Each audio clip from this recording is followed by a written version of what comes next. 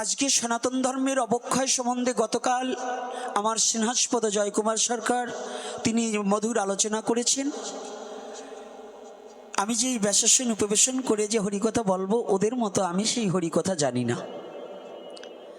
তথাপিও আপনাদের চরণপ্রান্তে এই নিবেদন রাখি, যতটুকু সময় গৌরহরি রাখে আপনাকে নাহি করি প্রচার যেন সভা করো মাঝে গুরু গোবিন্দ গুরু গৌরাঙ্গ এবং নিজের স্বধর্মের কথার মধ্য দিয়ে সময়টাকে অতিবাহিত করতে পারি। আর যে দুজনকে স্মরণ না করলে হয় না, প্রথমেতে স্মরণ করছি সর্বযুগ শ্রেষ্ঠ তেগী, সর্বকালের শ্রেষ্ঠ তেগী, সর্বজন বন্ধেয় কৃষ্ণ দ্বৈপায়ন বেদব্যাস পুত্র শ্রীল সুখদেব গোস্বামী প্রভুপাদ আমি প্রণাম জানাই তার শ্রীপাদ পদ্মে। দ্বিতীয়তে আমি প্রণতি জানাই পাণ্ডুকুলদ ভব রাজধিরাজ মহারাজ উত্তরার গর্ভজাত মহারাজ পরীক্ষিত আমি প্রণাম জানাই তার শ্রীপাদ পদ্মে।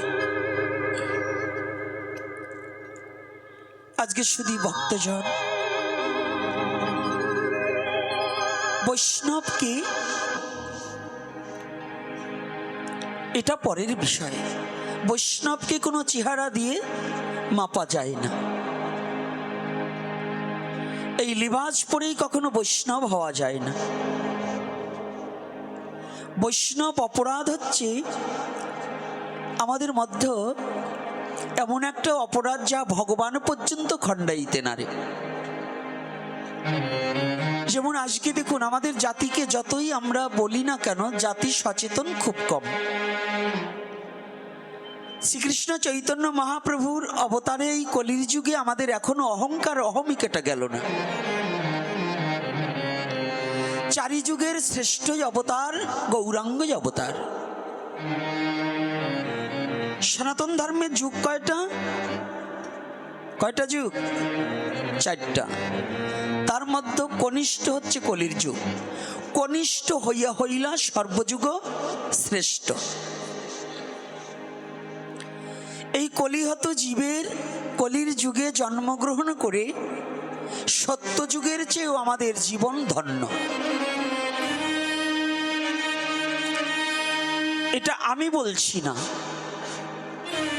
আজকে যদি যারা জ্ঞানীজন গুণীজন আছেন কথাটাকে একটু মিলিয়ে দেখবেন, এটা শ্রীমদ্ ভগবদ গীতার আলোকে যদি আলোচনা করতে যাই, এখানে ইয়াদা ইয়াদা হি ধর্মস্য গ্লানি,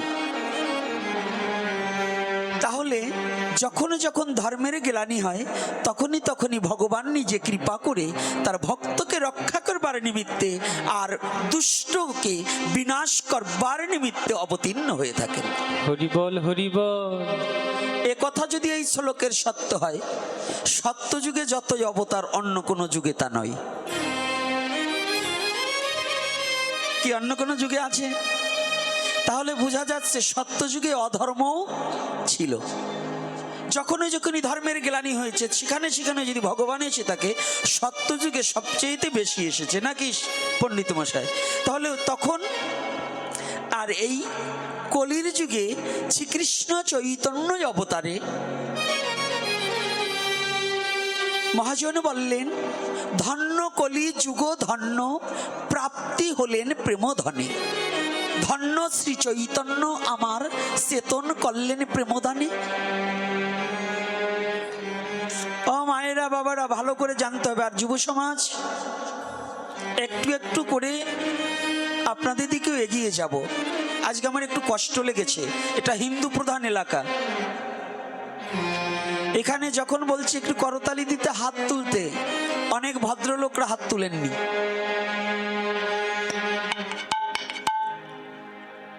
অনেকের মুখে একটু জয়ধ্বনি উলুধ্বনি হয় না, কোনো সময় প্রণাম করলে হাত তোলে না, এভাবে রয়েছে। তাহলে আমার ধর্মকে যদি আমি প্রতিপালন না করি, আমার ধর্মকে যদি আমি শ্রদ্ধা না করি, অন্য এসে আমি যদি জগবন্ধু দাস যদি আমার ধর্মকে শ্রদ্ধা না করি, তাহলে মালিক এসে আমার ধর্মকে শ্রদ্ধা করবে না। আমি যদি জগবন্ধু আমার মাকে খেতে না দেই, সদরত দিয়ে এসে আমার মাকে খেতে দেবে নাকি? কথা বলেন না কেন? রাধে রাধে। তাহলে আগে আমার ধর্মটাকে আমার ভালোবাসতে হবে। আমরা কিন্তু এই সনাতনী জাতি শুধু খাচ্ছি আর মল পরিত্যাগ করছি, কিন্তু নিজের ধর্মটা কি এখনো আমরা 80% লোক এখনো নিজের ধর্মকে ভালোবাসতে জানি না। নিজের ধর্মটাকে ভালোবাসতে জানি না। কথা বলবে না, আসলে চুপ করে ভিতরে ঢুকে বসে পড়বে। আপনারা বাইরে থেকে যারা আসছে তাদের একটু বসার জায়গা করে দিবেন। তাহলে দেখুন, আমার ধর্মকে যদি আমি ভালো না বাসি, জানেন তো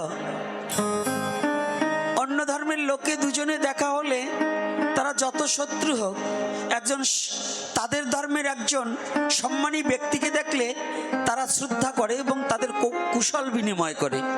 আমাদের সনাতনী জাতি কিন্তু একজন মহাপুরুষ হেঁটে গেলেও আমার মতো কিছু গাধা আছে, কোনো সময় একটু হরে কৃষ্ণ কিংবা জয় নিতাই কিংবা নমস্কার বলি না। এই আমার মতো গদ্ধব যেগুলো, রাগ করবেন না কিন্তু আপনাদের বলছি না, আমাকে বলছি। আর যদি আমার মতো স্বভাব আপনার থেকে তাহলে আপনাকে বলছি। বলো না গো রাধে রাধে। তাহলে আমি যদি আমার ধর্মটাকে ভালো না বাসতে শিখি, শুধু খিচুড়ি খাবো আর মহোৎসব করব, নিজের ধর্মের অনুকরণ করব না, এটা তো হবে না। কি হবে? রাধে রাধে। আমাদের সনাতন ধর্মটা এখন বর্তমান প্রসেসিং শুধু খাওয়ার ধর্ম হয়ে গেছে, সম্মানের মধ্যে চলছে না। এটা জানাতে শ্রীকৃষ্ণ চৈতন্য মহাপ্রভু অন্য যুগেও নাম ছিল আর এই কলির যুগেও নাম আছে। তাহলে এই কলির যুগ আর অন্য যুগের মধ্যে পার্থক্য কি? কেন এই ধন্য কলি বললেন, সত্যযুগকে ধন্য বললেন না? বললেন ধন্য কলি যুগ ধন্য। কলি একটা ব্যক্তি বিশেষ, যুগ হচ্ছে সময় বিশেষ। কলি যুগ একত্রিত করা যাবে না, এটা সন্ধি বিচ্ছেদ করে একটু আলাদা সেন্টেন্সটাকে একটু ভেঙে বিশ্লেষণ করলে কলি হচ্ছে ব্যক্তি বিশেষ আর যুগ হচ্ছে সময় বিশেষ। শাস্ত্রকার বললেন ধন্য কলি যুগ ধন্য, প্রাপ্তি হলেন প্রেমধনে। এই কলির যুগে যে প্রেমটা দিয়েছে, অন্যান্য যুগে সেই প্রেম কিন্তু মহাপ্রভু দেননি।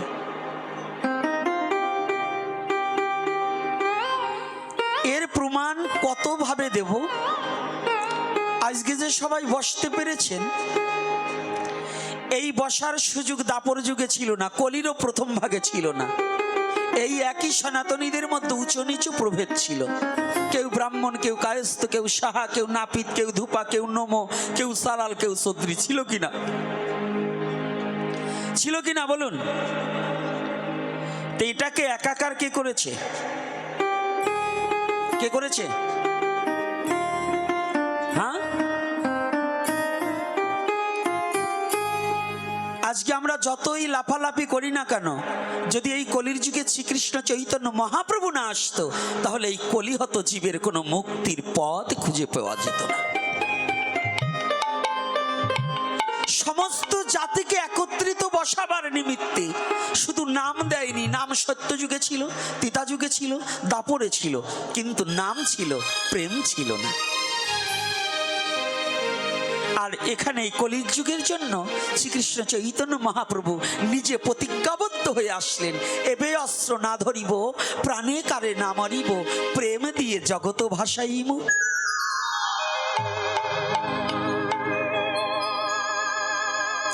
প্রেম মানে কি? একটা ছেলে মেয়ে দেখা হলো, মোবাইল নাম্বার নিল, দুদিন হ্যালো হ্যালো করলো, এটা বুঝি প্রেম? না, না, এটা প্রেম নয়। এটা হচ্ছে কামের আভাস, কামনা। এটা দেহ সম্ভোগের পিপাসা, কিন্তু প্রেম নয়। প্রেম তাহা, প্রেম যদি কোনো জীবের ভাগ্যাকাশে জীবনে একবার উদিত হয়ে যায়, সেই প্রেমের দ্বারা অন্ধকার নাশ হয়ে দিব্য জ্ঞানের উদয় হয়ে যায়। তাই গৌর হরি বল। দিব্য জ্ঞান হলে পরে হৃদি মাঝারে দেখতে পাবে রাধা কৃষ্ণ যুগল মূরতি খান। হরি বল।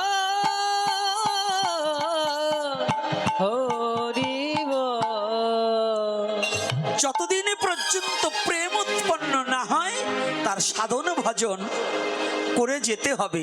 যতদিন পর্যন্ত এ জন্মে যদি আমার প্রেম উৎপন্ন না হয় জানিয়ে রাখবে। আর যখন প্রেম হয় তখন কাম থাকবে, কিন্তু কামনা থাকবে না। কথাটা কিন্তু ভালো করে জানতে হবে। আজকে যুব সমাজ দেখছি অনেক আমার পাগলরা ছুটে এসেছে, কথাগুলো ভালো করে একটু আজকে আস্বাদন করব। তাহলে এই ধনটা, এই প্রেম ধনটা আস্বাদন করতে হলে কোথায় গিয়ে পাবো? প্রেম যখন গাঢ় হয় তখন ভক্তির উদয় হয়। যখন ভক্তি গাঢ় হয় তখন রাগমার্গের ভজন যাজন করা হয়। আর যখন রাগাত্মিকা প্রেমে যখন পৌঁছে, এই প্রেমটা ঘনীভূত হয়ে যখন রাগাত্মিকায় পৌঁছায় তখন নিজেকে নিজে চেনা যায়। আত্মারূপে অনাদির আদি গোবিন্দ সর্বঘটে বিরাজমান, এই তত্ত্বটাকে উপলব্ধি করা যায়। তার আগে নয়। এই ভক্তি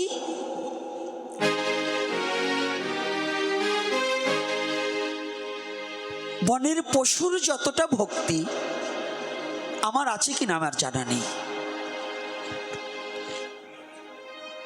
কেমন ভক্তিটা একটু উপলব্ধি করার চেষ্টা করি। আজকে আমরা বারংবার বলার পরও দুটো হাত উপলব্ধি করি, তুলিনি, একটু করতালি দিতে চাইনি। কিন্তু এখনই একজন এমপি আসুক, একজন চেয়ারম্যান আসুক, দেখবেন যত ভদ্রলোক আছেন, আমার ভাই, তোমার ভাই, 14 গোষ্ঠীর ভাই, 14 গোষ্ঠী একেবারে করতালি দিয়ে ফাটাই ফেলবেন। কারণ ফাও চা খাওয়া যাবে। সামনে ইলেকশন, কোনো নেতা গ্রামে ঢুকলে ফাও চা খাওয়ার লোভে অনেক পাঁচাটা কুকুর আছে সনাতন ধর্মীর। এই পাঁচাটা কুকুরগুলো দেখবেন বাবার জীবনে, বাবার জন্মে 2 কাপ চা কিনে খায়নি। এই ইলেকশন আসলেও এক দিনে 17 কাপ খায়। আছে না? ওরা ওই নেতার পিছনে করতালি দেবে কিন্তু ভগবানের নামে। আচ্ছা বলুন তো, এই হাতের শক্তিটা কে দিয়েছে? কোনো এমপি, কোনো মন্ত্রী, কোনো রাজা যদি কেউ না দিয়ে থাকে, হাতের শক্তি কে দিয়েছে? কেন দিয়েছে? চুরি করার জন্য? তো যদি চুরি করার জন্য না দিয়ে থাকে, এই হাতটা ভগবানের শক্তি দিয়েছে। ভগবান শক্তি কেড়ে নিতেও পারে। পারে না মা? পারে না বাবা? দেখুন আপনার বাড়ির পাশে কতজন এই যৌবনে কত বাহাদুরি করেছিল, আজকে প্যারালাইসিস হয়ে ঘরে পড়ে আছে। আজকে হরিনাম করতে চায়, বদনে হয় না। হাতে করতালি দিতে চায়, হাতটা তুলতে পারে না। ও বাবা, ও মা, এই দেহখানা হচ্ছে সাধনার স্থান। পৃথিবীতে ভগবান যাহা কিছু সৃষ্টি করেছে, শ্রেষ্ঠ সাধনার স্থান হচ্ছে দেহভাণ্ড। আর এই দেহটার সুযোগ্য সময় হচ্ছে একমাত্র যৌবনকাল। শক্তি থাকতে যদি সময়ে যদি সেই রসময় হরিকে না ডাকা যায়, অসময়ে সেই রসময় হরি কোনোদিন দেখা দেবে না, কোনোদিন দেখা দেবে না, কোনোদিন তাকে পাবে না। সেদিন তুমি যত ডাকো কোনোদিন তাকে পাবে না। তাহলে হরি ভজনটা অনুরাগ থাকতে, অনুরাগ কাহাকে বলছে? যৌবন থাকতে। আর যৌবনে কি হয়? দেহ, মন, জীবন, যৌবন, এই 4 বস্তু দিয়ে ভগবানের চরণে আত্মসমর্পিত চিত্ত করলেই। আত্মসমর্পণ কখন হয়? দেখবেন যুদ্ধ লেগেছিল যখন, অস্ত্র ফেলে দিয়ে পরাজিত হয়েছিল যারা, তারা 2টি হাত উত্তোলন করেছিল। তা আমাদের অহংকারকে পরিবর্জন করে, আমার অহমিকাটাকে পরিবর্জন করে আত্মসমর্পণ যখন হবে, তখনই ভগবানের কৃপা তার প্রতি হবে। হরি বল, হরি বল। আত্মসমর্পিত না হলে যদি কোনো ভক্ত করে কৃষ্ণে আত্মসমর্পণ, কৃষ্ণ তাহে করে আত্মসমর্পণ না হলে আত্মসম হওয়া যায় না। আজকে একটু আসি ধীরে ধীরে। দেখুন কেমন আত্মসমর্পণ। তিতা যুগের একটু টার্চ দিয়ে তারপরে অন্যদিকে যাব। তিতাযুগ থেকে সামান্য একটু লীলা আস্বাদন করছি, আপনাদের জানা কথাটাই পুনঃআবৃত্তি করছি। জানা নেই এমন কোনো কথা নেই। আমি জানি না, আপনি জানেন, আপনি জানেন না আর একজন জানে, জানে কেউ না কেউ জানে। অব্যক্ত কোনো কথা নাই। হয়তো আমাদের লোকালয়ে খুব হ্যাঁ লোকালয়ে হয়তো জানা নেই, কিন্তু আছে। একদিন লঙ্কা বিজয় করে রাম সীতা অযোধ্যা নগরে পুনঃ দুজনের মিলনের ব্যবস্থা করলেন ভক্তগণের সঙ্গে। আজকে এই শুভ আনন্দে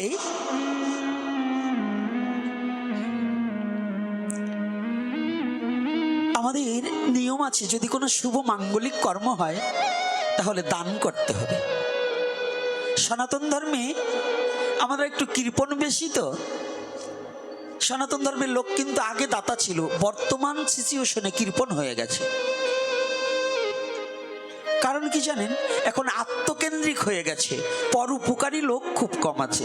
সাধু বলেন, গুরু বলেন, গোসাই বলেন, সমাজের যারাই বলেন, গুরু গোসাইরাও এখন স্বার্থকেন্দ্রিক হয়ে গেছে। সারা বছর কালেকশন করবে আর মঠ মন্দির করবে, নিজের ছেলে পেলে নিয়ে সুখে থাকবে, কিন্তু জগৎ জীবের কোনো কিছু করার প্রয়োজন নেই।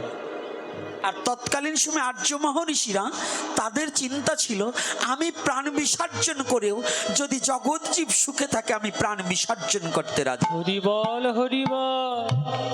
আর এখন দেখবেন শিষ্য অনাহারে মরে, তারপরেও তাকে সাদা ধরে, এদিকে গুরুদেব আর বলবো না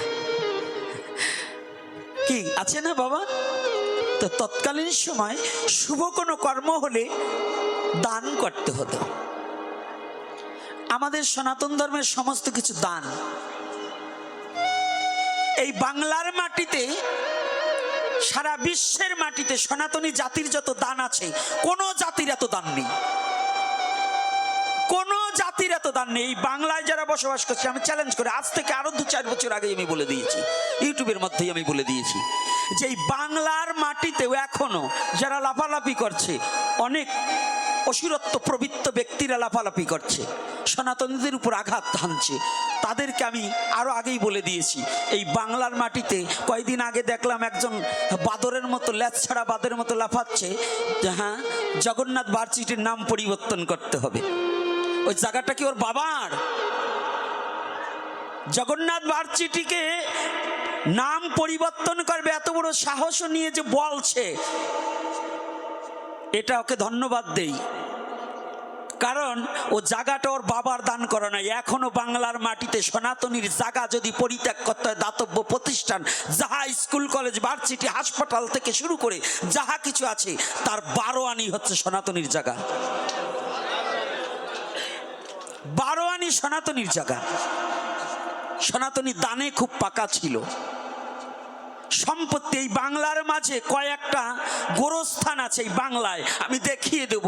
এখন এসে আর এসে ওই সম্পত্তি সনাতনীদের তারা দান করছে গোরস্থানের জন্য। কুমিল্লা যান, কুমিল্লা এক পাশে শ্মশান, এক পাশে গোরস্থান, দান করছে সনাতনীরা। এখন সনাতনীদের শ্মশান করার জায়গাই পায় না। আমি নিজে সেখানে প্রবচন করে আসছি, কথাটা ভালো করে জানবেন। এই কথাগুলো আপনাদের একান্ত প্রয়োজন। হরিকথার মধ্য দিয়ে এটাও জানার দরকার, না হলে নিজের অস্তিত্ব রক্ষা পাবে না। খালি হরি বলে করতাল বাজালে লাভ হবে না, আগে নিজের অস্তিত্বের লড়াইটাও জেনে নিতে হবে। আর এই অস্তিত্বের কথা, এই যে বুড়ো চুল পাকাগুলো না, এগুলো ভয়ে কিচ্ছু বলবে না। যুব সমাজকে এগুলো জানিয়ে দিতে হবে, কারণ একদিন আমি থাকবো না, ওদের এই কথাগুলো প্রয়োজন হবে। কি প্রয়োজন হবে কিনা? এ কথাগুলো সমস্ত সনাতনীর প্রয়োজন আছে কিনা? দেখবেন যান কুমিল্লাতে, কুমিল্লা নয় শুধু, এই চাঁদপুর মতলবে মসজিদের জায়গাটাও সনাতনী দান করেছে। আপনার ওখানে নয়, এই রাজুর KJS স্কুলে দেখুন, নামাজ পড়ার জন্য ওই মসজিদের জায়গাটা কাপালিরা দান করেছে, এই আপনার রাজুর। তাহলে এগুলো করেছে সনাতনীরা। জাতি দেখেনি, তারা দেখেছে মানুষ। এই সনাতনী জাতি কোনো হিন্দু মুসলমান ভাগ করেনি। যদি এটা ভাগ করতো তাহলে কোনো মুসলমানকে মসজিদের জায়গা সনাতনী দিত না। এই সনাতনী জাতি হচ্ছে অহিংসা পরায়ণতা, আর এই অহিংসা পরায়ণতার কবলে পড়েই সনাতনী জাতি আজ মার খাচ্ছে পথে পথে। কথাটা খেয়াল রাখবেন, এই সনাতনী জাতি বিশ্ব মানবতার ধর্ম। সনাতন ধর্মটা হচ্ছে বিশ্ব মানবতার ধর্ম, যার কারণে অন্য ধর্মকেও ভালোবেসে নিজের জায়গা ছেড়ে অন্য ধর্মের লোককে ধর্ম কাজ করতে দিয়েছে। এই বাংলায় আমি আরও দেখাতে পারি, অনেক অনেক আছে। আমি সারা বাংলাদেশের আনাচে কানাচে যাই, ওটা তথ্য সংগ্রহ করে আমি বলি। তাহলে দেখুন, ওই জগন্নাথ বারচিটিটাও সনাতনীদের, কিন্তু দুদিন ধরে যে বলছে ওর জন্ম, ওর বাবার জন্ম, ওর দাদার জন্মের আগে জগন্নাথ বারচিটি, সেদিনকার ব্যক্তিও বাদরের মতো লাফিয়ে বলে যে জগন্নাথ বারচিটির নাম পরিবর্তন করতে হবে। সম্পত্তিটা ওর বাবা কিনে রেখে গিয়েছিল, আর সেজন্য নাম পরিবর্তন করে দিতে হবে। যাদের নাম বসাতে চায় তাদের বাংলাদেশে তাদের কোনো অবদান নেই, তাদের কোনো অবদান নেই। অবদানটা এই সনাতনী জাতির। সনাতনী জাতি চেষ্টা করেছে সমস্ত জাতি যাতে জ্ঞানী হোক, শিক্ষিত হোক। আর যদি জ্ঞানী হতে পারে, সে বর্বরতা হয় না, তার মধ্যে হিংসা থাকে না। যে জ্ঞানী হয় সে কোনোদিন পরের ক্ষতি করতে পারে না। যে জ্ঞানী হয় সে কোনোদিন মানুষে ভেদাভেদ করতে পারে না। বলো না গো রাধে রাধে। এজন্য সনাতনী জাতি আদি সভ্য জাতি। আর এই সনাতনী জাতি দান ছিল। কি দানের কথা এই যেটা বললাম, এটা কি ইতিহাস মুছে দিতে পারবেন? জানি তাই কি মিথ্যা বলছি আমি? একটা মিথ্যা বললে জিহ্বা টেনে ছেড়ে দেবেন। আমি মিথ্যা বলার জন্য না, তবে সত্যটাকে বললে অনেকের মেনে নিতে কষ্ট হয়। গাছির এক চোখ কানা, তারা যদি বলা হয় গাছি ভাই কানা গাছি একটু রস দাও, কবে আয় রস তো তোরে গুড় জ্বালাইয়ে বাড়ি দিয়ে আসবো। কিন্তু উনি বিচার করে না যে চোখ আমার একটা কানা, তো আমার কানা বলছে, অসুবিধা কি? এজন্য সত্য কথা বললে একটু দোষ হয়। তো এইবার দেখুন, যখন ভগবান রাম সীতা দুইজনে ভক্তরা মিলনের ব্যবস্থা করে পুনঃমিলন অযোধ্যায় বসালেন, ভগবান রামচন্দ্র মা সীতার মধ্য দিয়ে দানের ব্যবস্থা করলেন। সনাতনী জাতির দান ছাড়া কিছু নেই। বিবাহতে দান কি আছে কি না? শ্রাদ্ধে কি? শ্রাদ্ধের মন্ত্র যা বলেন না, শুধু ওই পিণ্ডিটাই ভগবানের চরণে, আর তাছাড়া সব দান। দদামি ব্রাহ্মণায় নমঃ। জমি দান, অর্থদান, গোদান, স্বর্ণদান, যা যা আছে। এই যে আমার স্বপন আসছে জাজিরের থেকে, ওর মা মারা গেলে পরে কায়দা মতো দান পাইছে, কায়দা মতো দিছে। কারণ অর্থ যারা একটু এই চন্দন, যাদের ভগবান একটু কৃপা করছে, অর্থের মুখ দেখাইছে, ওই ফর্দ এটা দিলে কায়দা করেই দেই, যাতে ওই এক শ্রাদ্ধে আমার বাবার শ্রাদ্ধ হয়ে যায়। দেখবেন এটা আমাদেরই আছে। তো সম্পূর্ণ কিন্তু দানের মন্ত্র। দেখবেন শ্রাদ্ধে যারা যদি কোনো ব্রাহ্মণ বাবা এসে থাকে, দেখবেন দানের মন্ত্র কিন্তু বেশি। এই যে আমাদের সনাতনীদের দান, কিন্তু ইদানিং আমাদের দানটা হয়, দান হয় না তা নয়। যারা ধনাঢ্য ব্যক্তি তারা দান করে, কোথায় করে জানেন? যুব সমাজের মধ্যে মদের বোতল কেনার জন্য, কিন্তু ভগবানের জন্য নয়।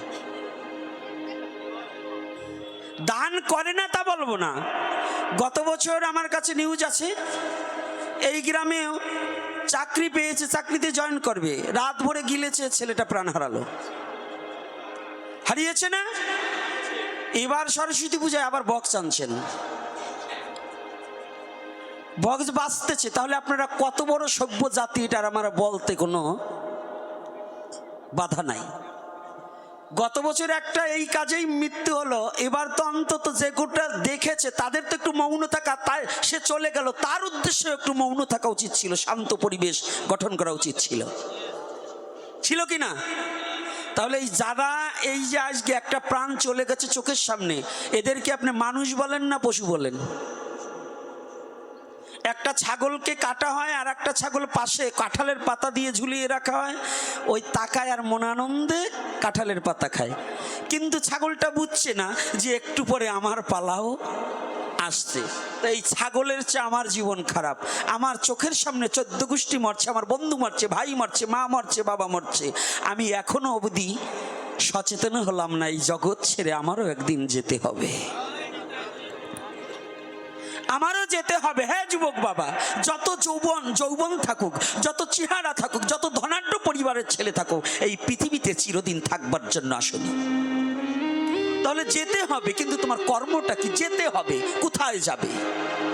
এখান থেকে রাজৌরি গেলে যেমন টাকার প্রয়োজন, এদেশ থেকে সেই দেশে যেতে হলে যদি তোমার ভজন না থাকে, যদি তোমার ভগবানের কৃপা না থাকে, তাহলে তুমি দেশের মানুষ আর দেশে ফিরে কোনোদিন যেতে পারবে না। নিতাই গৌর হরি বল। কোনোদিন যেতে পারবে না, কোনোদিন হবে না। এজন্য ভজনটা একান্ত প্রয়োজন, ভজনটা একান্ত প্রয়োজন, ভোজন নয়, ভজন। আর নিজের আত্মচৈতন্যবোধ জ্ঞানের একান্ত প্রয়োজন। যদি আত্মচৈতন্যবোধ জ্ঞান না হয়, তাহলে তাকে মানুষ বলা যায় না। দেহটা মানুষ, কিন্তু তার আচরণটা পশুর। দেহটা মানুষের, আচরণটা পশুর। আজকে শুভ লগনে, শুভ এই যে আজকের তিথিটা শ্রী পঞ্চমী, তাই না বাবা? শ্রী পঞ্চমী না? এই শ্রী পঞ্চমীতে ছাত্র সমাজ ধ্বংস হয়ে যাচ্ছে। কিসের বিদ্বান হবে সনাতনী জাতি? আজকে তো ভক্তি নেই। আজকে ওরা পুজোর কত সময় খালি ব্রাহ্মণ বিদয় দেব, আর এরপরে নেশা করব, বক্স বাজাবো, এটা ওটা করব। কিন্তু আজকের দিনটা হচ্ছে কি, বিদ্যার দেবী সরস্বতীর চরণে নিজেকে সমর্পণ করে, মা আমি তো তোমাকে কিছুই দিতে পারি না, তবে তুমি আমার মস্তকে দেশে থেকে তুমি আমাকে এমন জ্ঞান দান করো যে জ্ঞানের দ্বারা যেন আমার জাতি ও আমার সমাজ, আমার বংশকে যেন আমি উজ্জ্বল করতে পারি। হরি বল। কিন্তু আমি কি করছি? হরি বল। তাই আজকে দানের কথা বলছি। মা সীতা দেবী দান করছে, সবাইকে দান করছে, কিন্তু হনুমান দূরে বসে আছে। হনুমান দূরে বসে আছে, শুধু জয় শ্রীরাম, জয় শ্রীরাম এই নাম জপ করছে। জানেন হনুমানের কথাটা? রামচন্দ্র একদিন বলেছিল, হনুমান বাবা তুই তো আমার সাথে বনে বাদারেই অনেক দিন কাটালি, আর তোর জীবনটাই তো বনে বনে কাটালি, আয় তোকে আমি একটা ঘর করে দিই।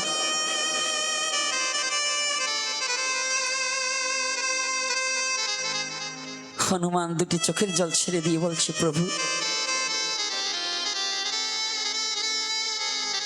আমার ভাগ্যাকাশে শুনেছি আমি 59 কোটি বছর বাঁচব, তো বাঁচবই মাত্র 59 কোটি বছর, এর জন্য এই হতভাগা দাসের একটা ঘরের কি প্রয়োজন? আমার কোনো ঘরের প্রয়োজন নেই। আমি যদি বনেও থাকি, প্রভু তুমি শুধু আমাকে একটিবার কৃপা করো, আমি সব ভুলে গেলেও আমি যেন তোমার নামটাকে ভুলে না যাই। জগতের আমি সব ভুলে যাই, কিন্তু তোমার নাম যেন ভুলে না যাই।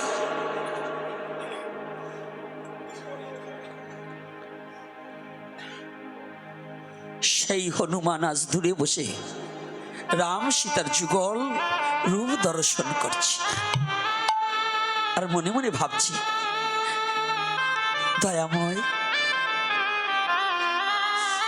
আমি এই দিনটার জন্যই অপেক্ষা করেছিলাম, কবে যুগল মূরতি দর্শন করে আমার নিজেকে সমর্পিব তোমার ওই যুগল চরণে।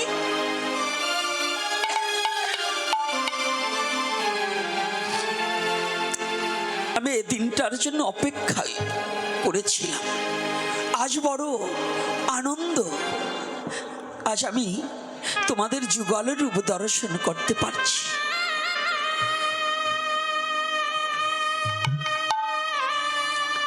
ইতিমধ্যে সবাইকে দানের দুয়ার খুলে প্রজাদের দান করছে মা সীতার হস্ত দিয়ে।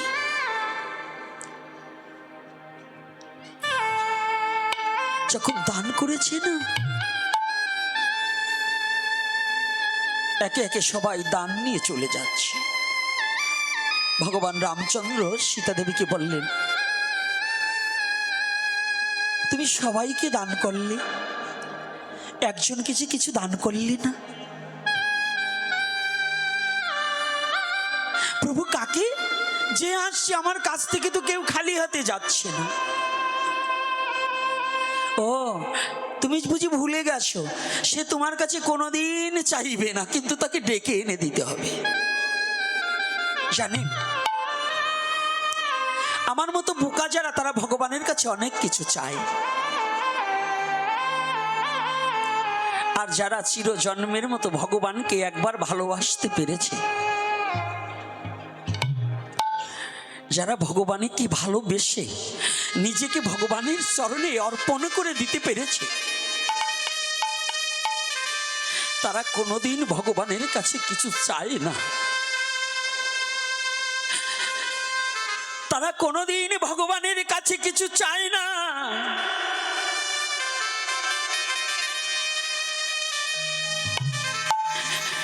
তারা শুধু ভগবানের কাছে বলে, গোবিন্দ,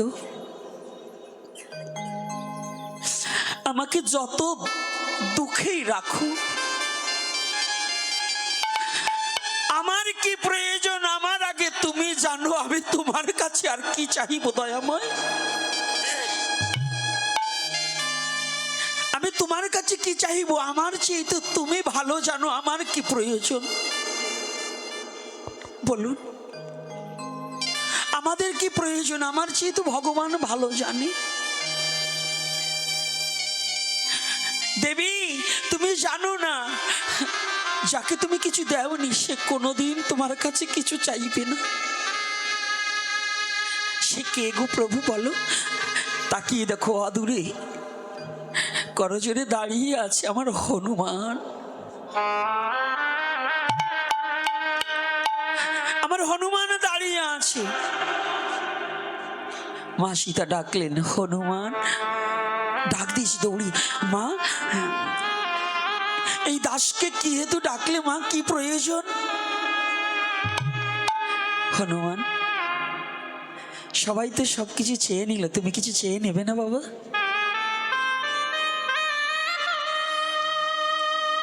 মা, আমার আর কি প্রয়োজন আছে? পশুকুলে জন্মগ্রহণ করেছি আমি, এই জগতে আমি পশুকুলে জন্মগ্রহণ করেছি, কিন্তু তোমাকে তো জীবনে কোনো কিছু দিতে পারিনি। এই পশুর আর কি প্রয়োজন বলো মা? তুমি যে, তোমরা দুজন প্রভু, আর তুমি যে কৃপা করে তোমার চরণে একবার আমাকে স্থান দিয়েছো, তুমি দাস বলে স্বীকার করেছো, আর জীবনে বলো কি প্রয়োজন হতে পারে?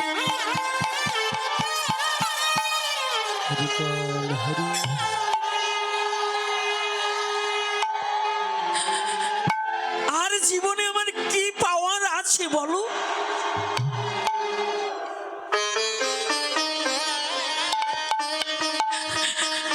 যে চরণ যুগী পায় না যোগ সাধনে, ব্রহ্মা পায় না ব্রহ্ম জ্ঞানী, ব্রহ্ম জ্ঞানে। ওমা সেই চরণ জামায় করুণা করে আশ্রয় দিয়েছো, দিয়েছ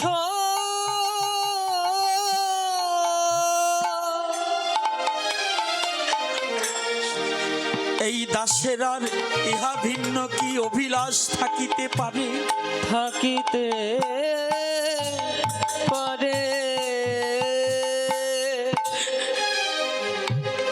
ওমা, এ দাসের আর কোনো অভিলাষ নয়, তবে একটা অভিলাষ কি জানো? এই জগতে আমি কিছু চাই না, অন্য কোনো অভিলাষ নেই।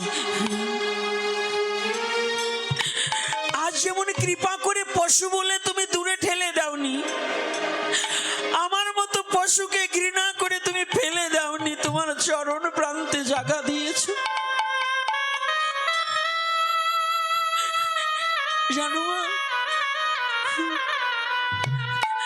এই বিশ্ব জগতে তো সবার সবাই আছে, একমাত্র তোমাদের দুখানা চরণ ভিন্ন আমার এই হনুমানের যার কোনো জায়গা নেই। পশুকুলে জন্মগ্রহণ করেছি বিদায় সবাই দূর দূর করে ঠেলে দিতে পারে, কিন্তু তুমি তোমার চরণ ছাড়া কোনোদিন আমাকে করো না।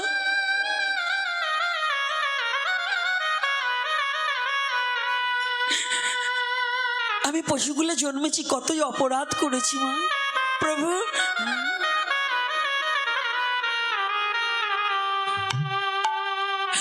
একটিবার একটু বিবেচনা করুন। বানর কুলে জন্মগ্রহণ করেছে, তার কত দৈন্যতা, তার কত দীনতা, তার কত দাসত্ব। আর আমাকে শ্রেষ্ঠ জনম মনুষ্য কুলে পেয়েছি, আমার জীবনে তো কোনোদিন ভগবানের দাসত্ব এবং দৈন্যতা হলো না।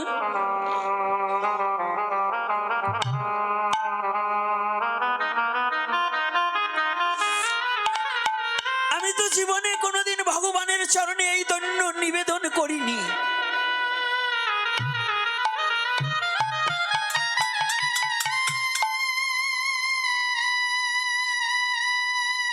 পবন পুত্র, মা একটা কথা দেবে মা? আমি কিছু চাই না, আমার কোনো আকাঙ্ক্ষা নেই, কোনো বাসনা নেই, আমার প্রাপ্তিতে কোনো বাসনা নেই। আমি শুধু তোমার দাসত্ব করতে খুব তৃপ্তি মা।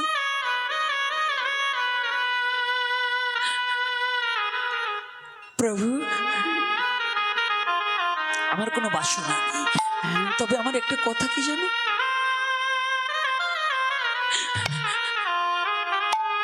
জীবনে তোমার কাছে কোনোদিন কিছু চাইনি।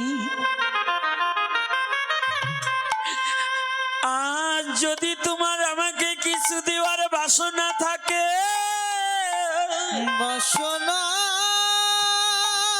তাকে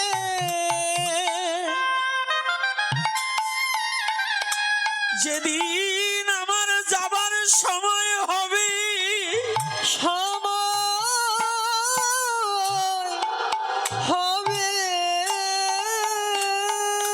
আমার এই দেহ ছেড়ে যেদিন প্রাণ পাখি বিদায় নেওয়ার সময় ঘনিয়ে আসবে, সেদিন আমার সব নিয়ে নাও, কিন্তু একটা জিনিস দিও, কি জানো? আমি ওই রাম নাম জানো ওরে ভুলি না রে। আমি রাম নাম যেন আমি ভুলি না রে, ওই রাম নাম যেন আমি ভুলি না রে। ওরে আমার প্রাণ পাখি,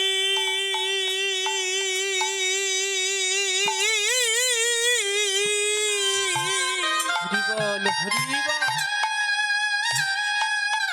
ওরে এই প্রাণ পাখি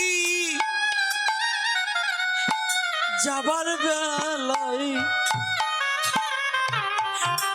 আমি ওই রাম নাম যেন ভুলি না রে। আমার প্রাণ পাখি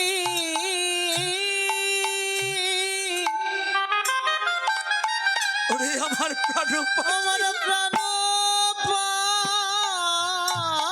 পাখি যাবার বেলায় যাবার বেলায়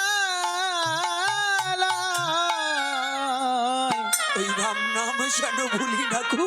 রাম নাম যেন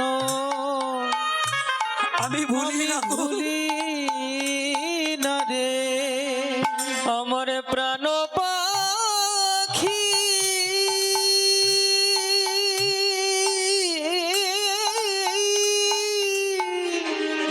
বেলায় আমার প্রাণ পাখি যাবার বেলায় ওই রাম নাম যেন আমি ভুলি না গো। যেদিন আমার একা একা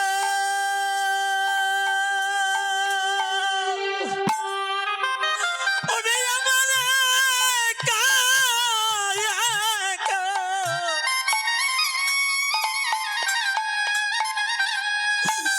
ওরে যেতে হবে রে, সেদিন যেন ওই রাম নাম যেন আমি ভুলি না রে। যেদিন আমার একা একা জয় নিতাই গৌর হরিবল।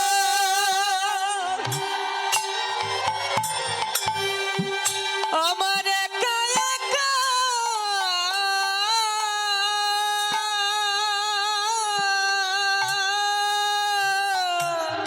ওরে যেতে হবে, আমার যেতে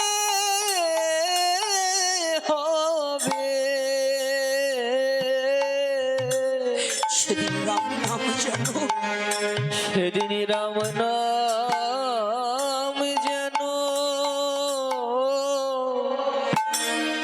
আমি ভুলি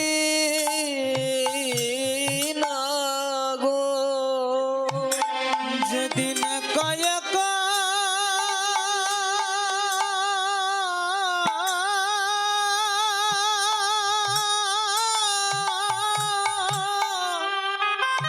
আমার যেতে হবে, আমার যেতে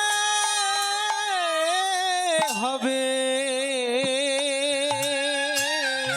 সেদিন এই মধুর রাম নাম যেন ভুলি না। দিনই রাম নাম যেন আমি ভুলি না রে। তোমার যদি দিতে হয় আমাকে কথা দাও, আমার বদন থেকে যেন রাম নাম হারিয়ে না যায়।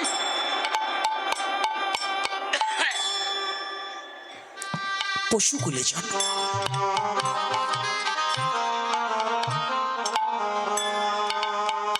দেবেরও দুর্লভ জন্ম, মনুষ্য জন্ম আরো পশুকুলে জন্ম। এজন্য বলছি পশুকুলে শ্রেষ্ঠ বীর হনুমান।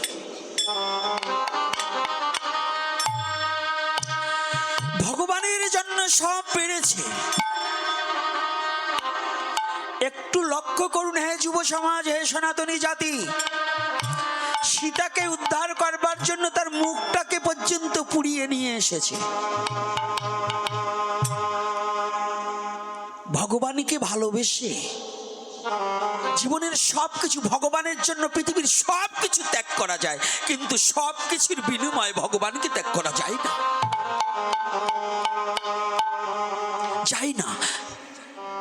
পৃথিবীর সবের বিনিময় ভগবানকে ত্যাগ করা যায় না, কিন্তু সবকিছুর বিনিময় ভগবানের জন্য পৃথিবীর সব ত্যাগ করা যায়। যত রূপবতী হোক, যত যৌবন থাকুক, এটা ক্ষণস্থায়ী, চিরস্থায়ী নেই।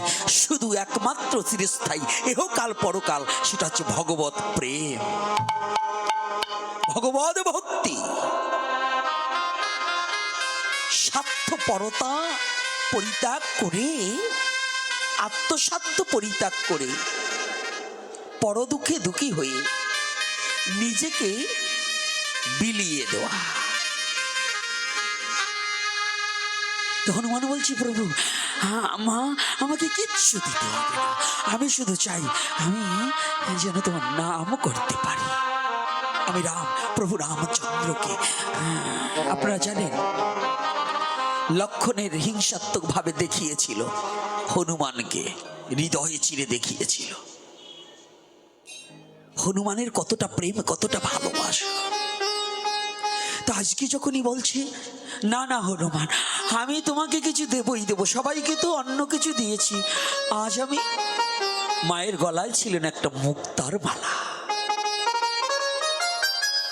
জানকীর গলায় একটা মুক্তার মালা, মতির মালা বলা হয়।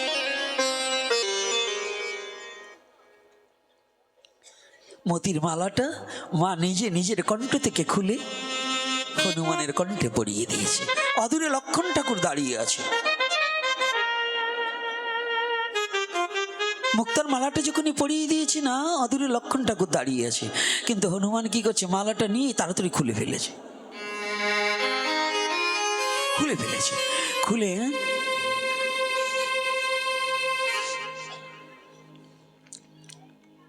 একবার নাকের কাছে, একবার কানের কাছে, একবার চোখের কাছে করতে করতে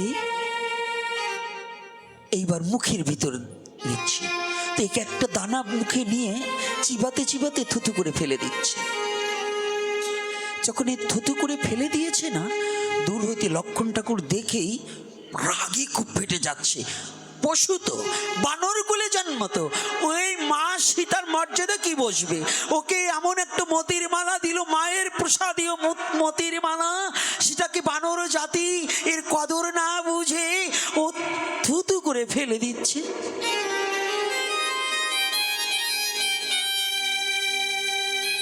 আদর করে কিনলাম চাদর, আদর করে কিনলাম বাদর, গায়ে দিলাম জরির চাদর, বাদরে বোঝে না কদর, গায়ে দিয়ে ফাল পারে।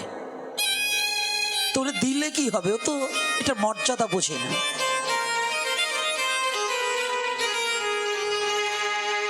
কিন্তু ভগবান সব সইতে পারে, তার ভক্তকে যদি কেউ আঘাত দেয় না, ভগবান সইতে পারে না। জেনে যান, ভগবান সব সইতে পারে। ভগবানকে যদি কেউ আঘাত করে, ভগবান সেটা সয়ে নিতে পারে, কিন্তু তার ভক্তকে আঘাত দিলে ভগবান কোনোদিন সয়ে নিতে কি পারে? আমার সনাতন ধর্মে এমনও ভগবানকে, বৈষ্ণবকে পরীক্ষা করতে গিয়ে ভিগমুনি কি করেছিল জানা আছে তো? সবার জানা নেই। ভিগুমুনি বৈষ্ণবকে, এই যে বৈষ্ণব আছেন না, আমাদের দেশে তো একখান মালা আর একখান তিলক আর কয়টা চুল দাড়ি রাখলে আবার বাবারা রাগ হইল না। এই যে আমার মতো যেগুলো, আপনারা ভালো, এই রঙিন পোশাক পরছি, চুল দাড়ি রাখছি, তিলক এই যে নিছি, আমার সে বড় বৈষ্ণব কি আর এই দেশে আছে নাকি? ওরে বাবা, বৈষ্ণব সেবার নিমন্ত্রণ না দিলে, আমার নিমন্ত্রণ করেনি, ওর বৈষ্ণব সেবা পূর্ণই হবে না। বৈষ্ণবকে একটু বুঝুন। বলবো না? বলবো না?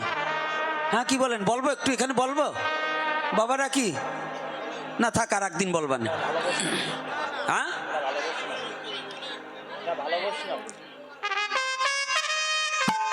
ভাবছেন নাকি আমি না বলে যাব? দেখলাম আপনাদের লোভ আছে কেমন।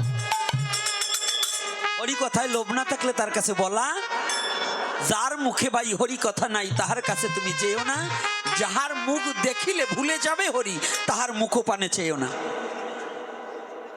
এই যে যুব সমাজ, সরস্বতী পূজায়, দুর্গা পূজায়, কালী পূজায় এক বোতল মদ কিনে দেওয়ার মতো বন্ধুর অভাব নেই, এক পুটলা ডলাডলি কিনে দেওয়ার মতো বন্ধুর অভাব নেই, কিন্তু ভাগবতীয় কথায় নামযজ্ঞে নিয়ে যাওয়ার মতো বন্ধু কিন্তু খুব কম।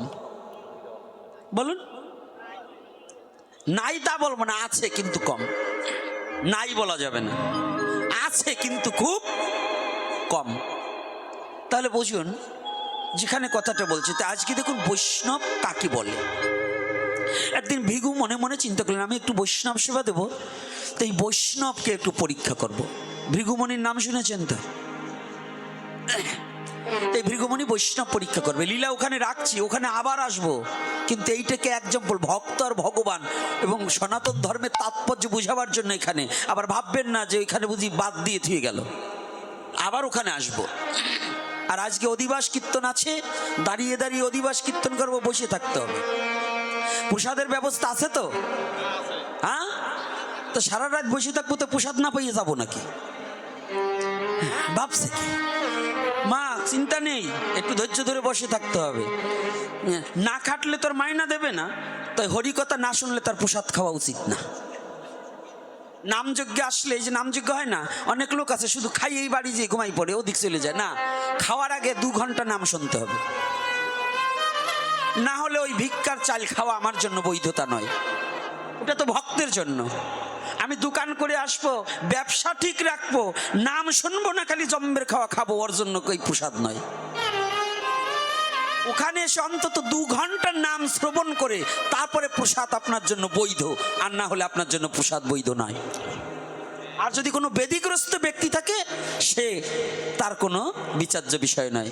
কিন্তু আমি সুস্থ শরীরে নাম শুনবো না, মেলার মাঠ দিয়ে গড়বো আর চা খাবো, আর অথচ খাওয়ার সময় ঠিক খাবো, হরিনামের আসরে ভক্ত থাকবে না, তার জন্য এই প্রসাদ খাওয়া বৈধ নাই। রাগ করলেন নাকি আমার কথায়? বলুন সত্য না মিথ্যা? হ্যাঁ, আবার কয়টার ভাইটি যাবা নাকছে যারা ইয়ে করে। তো এবার দেখুন, ভৃগু তো বৈষ্ণব পরীক্ষা করবে গেছে। সর্বপ্রথম আমাদের সৃষ্টিকর্তাকে আয়োজনে হবে। ওই 2 জন বলছে ঠিক, আর সব কটা মিথ্যে কথা বলছে। আপনাকে ভুল বুঝানো হয়েছে। ব্রহ্মারই সৃষ্টি করছে ভগবান, আর আবার ব্রহ্মা আমারে সৃষ্টি করবে কি? দেখুন, এই যে ইলেকশন হবে, ইলেকশনের যারা এমপি হবে, প্রতীকটা কি তার, না ওই গুড়া থেকে একজন যে দল গঠন করছে তার প্রতীক? যে দল গঠন করছে তার প্রতীক নয় তো? প্রতীক যদি হয়, তাই এই সমস্ত আত্মা সৃষ্টি করেছেন অনাদির আদি গোবিন্দ, আর এই আত্মাগুলো ধরে ব্রহ্মার কাছে দিয়েছে। ব্রহ্মা হচ্ছে ভগবানের আজ্ঞাবাহক চাকর। এই ব্রহ্মা হচ্ছে সৃষ্টিকর্তা, ব্রহ্মা হচ্ছে ভগবানের চাকর। ওর কাছে দেছে, যাকে যখন পাঠালে ভালো হয় মত্ত লোকে, তারে তখন পাঠাবে। কথাটা বুঝছেন? এক একটা সেক্টরের মন্ত্রী সেক্টর আছে না? আজকে জানেন এই যে একটা মন্ত্রী সেক্টরের পুজো গেল আজকে। কি মন্ত্রী? শিক্ষামন্ত্রী। বলো না গো, রাধে রাধে রাধে রাধে। কায়দা আছে, এটা সনাতন ধর্ম। তাহলে এই যে আজকে কিন্তু শিক্ষামন্ত্রীর সেক্টর, বুঝছেন তো? কার্তিক মশাই হচ্ছে কি পরিবার পরিকল্পনার সরকার কি ওই খাতে না? কারণ ছেলের জন্য খালি কার্তিক পুজো করে। এই মানুষ যাচ্ছে কি রে বাবা, কি ভয়ানক স্বার্থপর। যদি বৌমার সাইড দিয়ে ছেলে হয় তাহলে খুব খুশি, আর যদি সাইড দিয়ে মেয়ে হয় ওটারে রাখবই না, ওই স্বামী তো কয় রাখবো না। আর ঘরে যদি গাভী পালে, বাড়িতে গাভী পালে, যদি ওই গাভীর 1টা না 6টা আইডিয়ে বাছুর হয়, তাই মুখ বেজার হয়ে যায়, আতাল ভরবে না।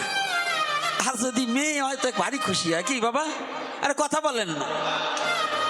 তাই আমরা কতটা নির্লজ্জ জাতি যে মেয়ে হইলে বৌমা রাখা যাবে না, এরকম শাশুড়ি আছে না? হ্যাঁ, উনি ভুলিয়ে গেছে যে আমিও তো মেয়ে, আমার বাবা যদি আমারে না জন্মাতে তাহলে আমার ঘরে এই কয়টা হইতো কেমনে? ছেলে মেয়ে, মেয়ে হলে রাগ করা যাবে না, আর ছেলে হইলেই খুশি হওয়া যাবে না। এই বর্তমান কুলাঙ্গার সন্তান হওয়ার চেয়ে যারা বন্ধা আছে তারা অনেক ভালো। যে সন্তান জন্ম দেওয়ার পরে পিতামাতার খোঁজ রাখবে না, যে সন্তান পিতামাতাকে খেতে দেবে না, যে সন্তান ধর্ম পরিবর্তন করে, যে সন্তান নিজের ধর্মে জন্মগ্রহণ করে নিজের ধর্মকে ভালোবাসতে জানে না, যে সন্তান পিতামাতার বাক্য প্রতিপালন করে না, যে সন্তান জন্ম দেওয়ার পরে বংশের মুখে চুনকালি মাখায়, ওর মতো সন্তান মরিয়ে যাওয়া অনেক ভালো। রাগ করছেন নাকি? কি কষ্ট হচ্ছে নাকি? হ্যাঁ সাধু বাবারা, কষ্ট হয় না তো? মা কষ্ট হচ্ছে? আমার একটু খারাপ লাগছে আজকে, এই জন্য দুটো না বলিয়ে যাব না। তাই এইবার দেখুন, ব্রহ্মা যখন বসে আছে চতুর্মুখের নাম জপ করতেছে। একবারে ভৃগুমণি তো কম না, সাধনায় সিদ্ধ ভৃগুমণি কিন্তু কম নয়। ব্রহ্মাকে যে একটু খোঁচা মেরেছে। ওই যে আমার পণ্ডিত বলতেছে, বাবা সাংঘাতিক ভৃগুমুনি সপ্তঋষির এক ঋষি। ভৃগু বাবা ওটা আগেতেই জানি যে ওরা তোমাকে সে কম না, ওনরাও আমার সুযোগ পাইলে ছাড়ে না, এই জন্য এটা বললাম। তো এইবার দেখুন, যখনই একটু খোঁচা মেরেছে ব্রহ্মা তো একেবারে উঠিয়ে মানে কুমণ্ডলেতে জল ধরছে, তোরে অভিশাপ দিয়ে আর শেষ করি দেবো। ভৃগুমুনি বলছে, প্রণাম হই তব চরণে পিতা, একটু ধীরে ধীরে করেন। বলছে, কেন? আমি আপনার সন্তান না?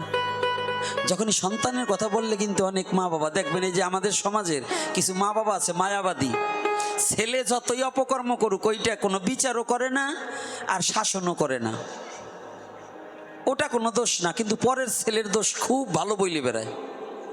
এরকম মা বাবা আছে না? আমার জীবনের একটা গল্প বলি, আমার একেবারে বাস্তব জীবনের। তখন এই মকসিদপুরের লাইনে ওই ইট বিছানো ছিল, নূতন ইট বিছাইছে। তো আপনারা জানেন রাজৈর থানা অন্তর্গত কাশিমপুরের বেগুন আর মূলা কিন্তু এক সময় খুব নাম করা ছিল। কেষ্টপুরের বেগুন মূলা নাম করা ছিল না? এইরকম শাবল দিয়ে তুলতে হতো, এক একটা মূলা এইরকম মোটা হতো। তো এই যে এই সিজনের দিনে, তা আগের দিনে এখন যেমন ল্যাট্রিন ভালো ঘিরাঘাড়ি আছে, তখন তো ল্যাট্রিন এরকম ছিল না, ছিল তখন পাটকাঠির বেড়া কিংবা একটা বস্তা টানাইয়ে পায়খানা করা হয়েছে। বেশিরভাগ পুরুষ ছেলে আমরা পোলাপান গেছি রাস্তাঘাটে। তাই তৎকালীন সময় রাস্তার পাশে পাটকাঠির বেড়া দিয়ে একটা ল্যাট্রিন আছে। তো এই ভ্যান উঠতে একটা ব্রিজ আছে।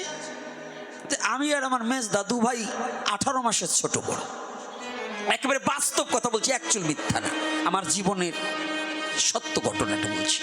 তো এইবার যখন ওই মূলা নিয়ে যাচ্ছে ভ্যানে, তো অনেক ধরেছে বেগুন আর মূলা, তো চিকন চিকন মূলা ছিল এত বড় একটা। তো দুই ভাই ভ্যান ঠেলে দিতে বলছে, ওই ভ্যানওয়ালা ড্রাইভার বলছে, বাবা আমাদের একটু ঠেলে দাও। তো ব্রিজ উঠাতে গিয়ে ওই দুটো মূলা আর বেগুন 4টে চুরি করছি।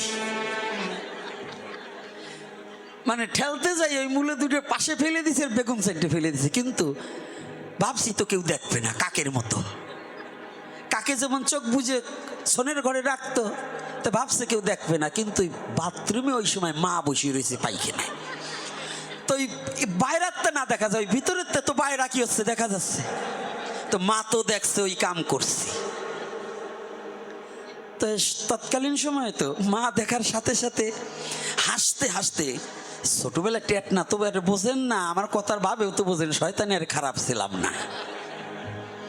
তো এইবার যখনই আসছি ওই মূলে হাতে নিয়ে হাসতে হাসতে, মেজদা আবার একটু ভার বুদ্ধি, বয়সেরও তো একটু তাৎপর্য আছে, ও আবার শান্ত, আর ছোটবেলায় আমি খুব দুরান্ত। হাসতে হাসতে মূল আর বেগুন নিয়ে আসি, মা ভ্যান ঠেলে দিছি, ওই ভ্যানালা দেশে বুঝবেন বুদ্ধিটা খাটাইছি কি। মা বুদ্ধি ভাবছে যে একেতে চুরি করছে, আবার দ্বিতীয়তে আমার কাছে মিথ্যা কথা। অপরাধ কয়টা? ওদিকে চুরি আর এদিকে মায়ের কাছে মিথ্যা কথা, আমার বাস্তব জীবনের কথা। হ বাবা ঠিক করছো, মূলা দিয়া আর পুঁটি মাছ তো গন্ট করে দেবানে, আসো খাইতো না গে। তখন আমিও মাছ খাইছি বাবা, যেটা খাইছি খাইয়ে মিথ্যা কথা বলা যাবে নাকি? তো এখন ডাইকে সুন্দর করে ঘরে নেছে, পাটকাঠির বেড়া জাপ ছিল, আবার ওই যে বাঁশ দিয়ে থুইতো ছিল না, উপরে সোনের ঘর। তো ডাইকে আদর করে দুই বাইরে ঘরে নিছে। এত জামাই আদর কার কি? তো বলে বাবা রে বাবা, খুশি হয়ে গেছি, বাবা আসো আসো বাবা। একেবারে পিঠের উপর তো হাত দিয়ে আমার আগে ঢুকাইছে, মাছদারে ঢুকাইছে, বাবা আয় আয়। ঢুকাইয়া যাই বাবা ঘরের দরজাটা মাইরে দিয়ে দাঁড়াই, ওই খুন্তি আছে না লোহার, দে বসান। আইজও মনে আছে আমার এইখানে খুন্তির ওই কোনা ঢুকে গেছে, এখন ওই দেখাইতে পারবো না, ভাগবতা সরে এখনো আমার সেই চিহ্ন পড়ে আছে, এখনো চিহ্নটা পড়ে আছে। ওই খুন্তিটা ঢুকে গেছে ভিতরে, দরদর করে রক্ত পড়তেছে, তবু মা ছাড়ে না। আমার এক ঠাকুরদাদা, ছোট ঠাকুরদাদা, ওই বেড়া কেটে ভিতরে যেয়ে সেই মায়ের ফিরায়। কথাটা খেয়াল রাখবেন, আজও বলতে পারিনি ওই মূলা চুরির মায়ের। আজ আজও বলতে পারিনি। হাসতেছেন কিন্তু আজও বলতে পারিনি। ওই দিন যদি আমার মা আমাকে শাসন না করত, আজ মনে হয় আপনাদের চরণ প্রান্তে আসতে পারতাম না। আমার ওই চৌর্য বৃত্ত থেকে যেত, ওই চুরিটাই আমার পিছা হতো, আমার ওই চুরিটাই পিছা হতো। হয়তো আমার মা হয়তো মহাসাধিকা বিধায়, হয়তো তার জ্ঞানের ওই শাসন দণ্ড দ্বারা শাসন করে আজকে আপনাদের চরণ প্রান্তে আমাকে পৌঁছিয়ে দিয়েছে। এটা আমার কোনো সাধনায় নয়, আমার কোনো যোগ্যতা নয়, এটা আমার পিতৃপুরুষ এবং আমার মা বাবার সাধনার ফলে আজকে আপনাদের চরণ প্রান্তে এই দুষ্ট নিশাচর আপনাদের চরণ প্রান্তে আসতে পেরেছে। তাহলে এজন্য জানেন, যদি প্রতিটা মা বাবা যদি একটা শুদ্ধ সন্তান তৈরি করতে হয়, মা বাবা যদি কঠোরতা না হয়, তার সন্তান কোনোদিন ভালো হতে পারে না। এই গল্পটা হাসির ছলে বলেও আপনাদের কাছে হাসির ছলে বলছি, কিন্তু যেন আমার হৃদয়টা কেঁদেছে। যদি আমার মা আরো কিছুদিন আমাকে শাসন করত, আরো কিছুদিন জগতে থাকতো, তাহলে হয়তো জীবনে আরো কিছু পরিপূর্ণতা হতো, আরো কিছু পরিবর্তন ঘটতো। এজন্য প্রত্যেকটা পিতামাতার উচিত তার সন্তানকে সুশিক্ষা দিতে হলে যদি আঘাতও করতে হয় তাহলে আঘাত করবে, তবু তাকে সুশিক্ষা দান করতে হবে। বলো না গো রাধে রাধে। মা, অনেক মায়েরাই এসে ছেলেকে দোষটা ঢেকে দেয়। ব্রহ্মা যখনই বলছে পিতা, ব্রহ্মা একটু দাঁড়িয়েছে, তাই তো আমারই তো সৃষ্টি, তো ভস্য করার দরকার নেই। কেন তুমি আমাকে খোঁচা মারলে? হ্যাঁ পিতা, আমি না একটু আপনাকে পরীক্ষা করতে আসছিলাম যে আপনি বৈষ্ণব কিনা। আপনি আমার পিতা, কিন্তু বৈষ্ণব হতে পারেননি, আপনার অনেক ক্রোধ। ভালো না গো রাধে রাধে। দেখেছেন, খোঁচা মেরে বৈষ্ণব পরীক্ষা করছে ভৃগু। না না পিতা। এইবার ভৃগু মনে মনে চিন্তা করছে, আমি একটু শিবলোকে যাই। ব্রহ্মলোক পরিত্যাগ করে শিবলোকে, আসতে রাধে,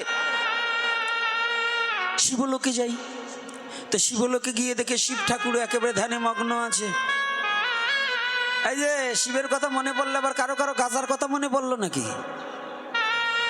আপনাদের দেশে তিননাথের মেলা হয় তো?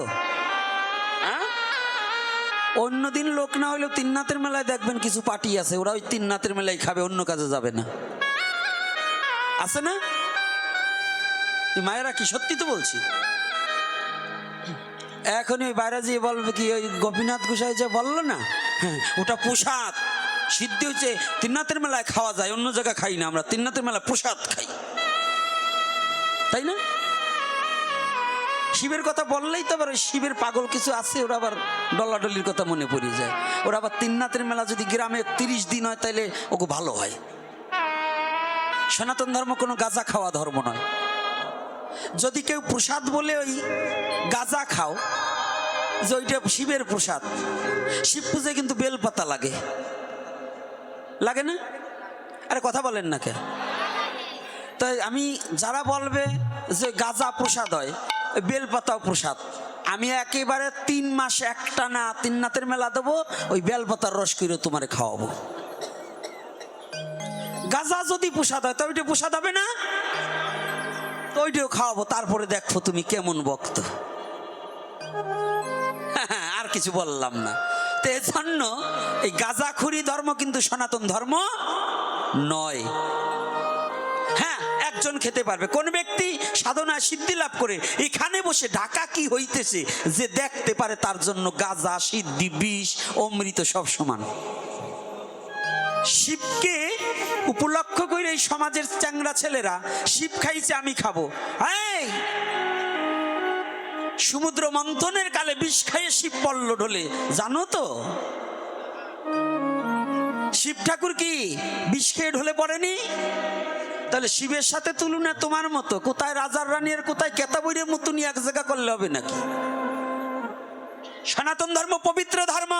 তোমার মতো নোংরা পরিবেশের জন্য, তোমার চরিত্রের কারণে আমার সনাতন ধর্ম তুলে অন্য ধর্মের লোক কথা বলে। তুমি ভালো হলেই আমার ধর্ম ভালো হয়ে যাবে। বলো না গো রাধে। কি মিথ্যা বলছি মা? এই যে আপনারা আসছেন, একটা ধমক দিয়েছি, কষ্ট পেয়েছেন আমি জানি। আচ্ছা, এতগুলো পর পুরুষ, তাদের সামনে যদি মস্তক ঢেকে না আসেন, আজকে এতগুলো পুরুষ ছেলের সামনে যদি আপনাদের মাথায় কাপড় না থাকে, তাহলে আপনার বাড়িতে যে স্বামীরে মারেন না, এটা কি বোঝা যায়? পরপুরুষ দেখে মস্তক ঢাকতে পারে না, ওরা স্বামীরে প্রত্যেকদিন মারে নাকি তা আমি বলতে পারি না, কারণ ওটা তো কাছে প্রত্যেক দিন দেখে, আর জীবনে দুইবার একবার দেখে, তাগো দেখে এই ভয় আর নাই, ও তো প্রত্যেক দিন যেটা দেখে রাত্রে রাতে শেষে, এটা ভুল নাই, বলো না গো রাধে রাধে। আর কিছু বললাম না, এরপরে রাস্তাঘাটে বেরোলে যদি মস্তকে কাপড় না থাকে, হ্যাঁ তাইলে এই আপনারা চিনে নেবেন যে ওইটি ওর স্বামীরে পিটাই। কি বাবারা চিনে নিতে পারবেন না? একবারে ডাইরেক্ট কোরামিনেটা দিলাম, চিকন কোরামিন। এইবার দেখুন রাধে রাধে, শিবলোকে শিব ঠাকুর তো বসে রয়েছে, আরে লীলা ছাড়বো না নে। আপনারা ভাববেন যে লীলা বলবে না, খালি এই ফাও কথা না, ওই লীলার মধ্যে মধ্যে আমাদের লীলাও কিছু না বললে চরিত্র পরিবর্তন হবে না, এই জন্য আমাদের লীলাটাও তুলে ধরি। শিবকে যখন খোঁচা মেরেছে, শিব তো একেবারে উঠে ত্রিশূল। আমরা মহাবৈষ্ণব বলি কাকে? শিবকে না? হ্যাঁ কর্তারা, শিব ও বৈষ্ণবের ঘরে ফেল, এই লীলায় শিব ফেল। শিব ঠাকুর ত্রিশূল নিয়ে যখন দাঁড়িয়েছে না, প্রভু প্রভু আমাকে ক্ষমা করেন, আমি না বুঝে করেছি। শিব ঠাকুর ক্ষান্ত হয়েছে, তুমি আসছো কেন? আমি ভেবেছিলাম আপনি পরম বৈষ্ণব, শুনেছি সবার মাঝে মহাবৈষ্ণব আসতে, মহাবৈষ্ণব আপনি একটু কৃপা করে, আমি এসেছিলাম বৈষ্ণব সেবা দেবে, তাই আপনার মধ্যে বৈষ্ণবত্ব নেই, আমি যাই। মহাবিষ্ণু আমার, বিষ্ণু কয়জন? বিষ্ণু কয়জন? তার রূপ পরিবর্তন আছে তো। শাস্ত্রে বললেন ক্ষীরদোকসাই বিষ্ণু, কারণদোকসাই বিষ্ণু, আর গর্ভদোকসাই বিষ্ণু। কয়জন? হ্যাঁ নাকি মশাই? কিন্তু ব্যক্তি এক। যেমন আপনার ভাইয়ের কাছে আপনি ভাই, আপনার বাবার কাছে ছেলে, আপনার নাতির কাছে দাদু। ব্যক্তি কয়জন? কিন্তু শক্তির প্রকারভেদ হয়ে গেছে না? বাবা আপনাকে শাসন করতে পারে, ছেলে আপনাকে প্রণাম করবে, আর নাতি আপনার কাঁধে ছিঁড়ে প্রস্রাব করবে। বলো না গো রাধে রাধে রাধে রাধে। এটার নাম সনাতন ধর্ম। সনাতন ধর্মে 3 প্রকারের ভজন, একটা আত্মা রূপে, একটা নিরাকার রূপে, আর একটা সাক্ষাৎ সাকার মূর্তি রূপে। বলো না গো রাধে রাধে। সনাতন ধর্মে 3 প্রকারের ভজন, 3 প্রকারের যে কোনো একটা দ্বারা হাঁটলেই ভগবানকে পাওয়া যাবে। অন্যান্য ধর্মে একটা পথ, যদি ভুল করে আর এক পথে ঢুকে পড়ো আর হবে না। আর সনাতন ধর্মে 3টা পথ, যেটায় তুমি যাও পাবেই পাবে। বলো না গো রাধে রাধে। সনাতন ধর্মের পথ কয়টা?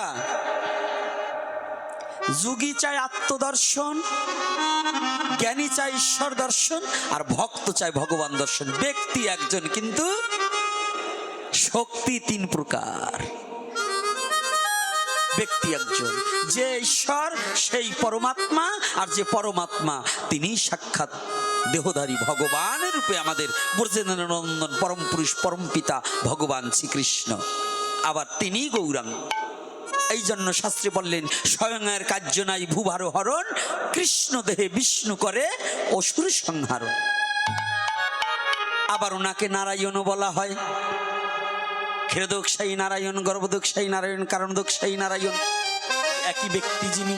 তাই ক্ষীরদোকসাই নারায়ণ যখন পদ্মপত্রে শুয়ে আছে, পদ্ম পুষ্পের উপরে, পত্রে বললা আমার ভুল হবে, যখন শুয়ে আছে মা লক্ষ্মী পদসেবা করছে। এই যে মায়েরা যারা সাদ্দাসতী রমণী, দেখুন মা নিজে লক্ষ্মী স্বামীর পদসেবা করছে। আর আমরা স্বামীকে দেখ কেন হাত পা ধোয়ার জলও বালতিতে করে আনাই। যদি অসুস্থ থাকে তাহলে স্ত্রীর সেবা স্বামী করবে, এটা কোনো বাধা নাই।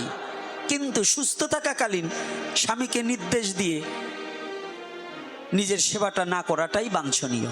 তবে স্বামী হতে হবে, আবার আসামি যেন না হয়। গাঞ্জুইটা স্বামী হইলে পরে প্রত্যেক দিন স্ত্রীরে মারলে পরে ও তো মাঝে মাঝে 2-4টে দেবে।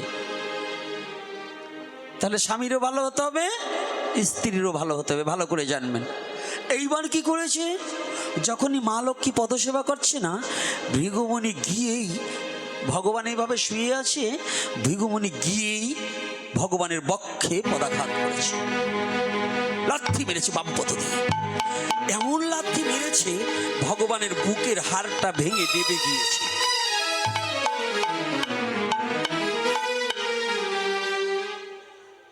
সাথে সাথে ভগবান উঠে বলছে, ভৃগু, আমার এই কঠোর কঠোর অঙ্গে তুমি আঘাত করে তোমার কোমল চরণে ব্যথা পাওনি তো বাবা?